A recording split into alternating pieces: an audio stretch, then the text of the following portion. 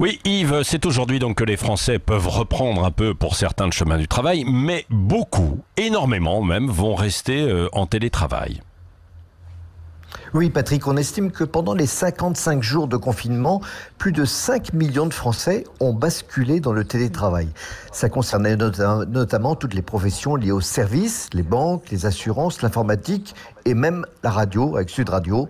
Mais il ne faut pas croire que demain cette situation va s'arrêter, ou aujourd'hui cette situation va s'arrêter brutalement et que les travailleurs vont retrouver dès ce matin leur bureau.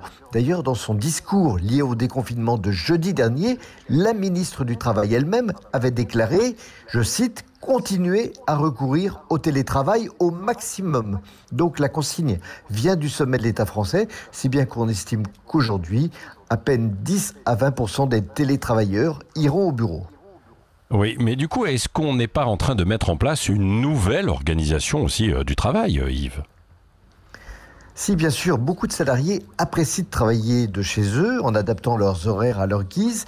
Et surtout, la surprise, c'est que beaucoup d'entreprises y trouvent déjà des avantages. D'abord parce que leurs salariés travaillent autant, voire même plus. Ensuite, parce que certaines entreprises commencent à repenser une nouvelle organisation avec des locaux plus petits, plus adaptés et donc des loyers moins chers, ce qui signifierait que certains salariés pourraient dans quelques mois continuer en télétravail 1 ou 2 jours de travail par semaine, voire même plus.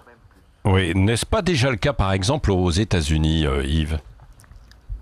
Si, exactement, dans la Silicon Valley, on l'ignore, mais de nombreuses startups et de firmes high-tech ont adopté le télétravail bien avant cette crise et tout au long de l'année, sans restriction. C'est le cas d'entreprises comme GitLab, Buffer, Platform ou encore Automatic, l'entreprise éditrice de WordPress. C'est la raison pour laquelle Google a décidé de laisser ses 100 000 salariés dans le monde au télétravail jusqu'à fin décembre, voire au-delà.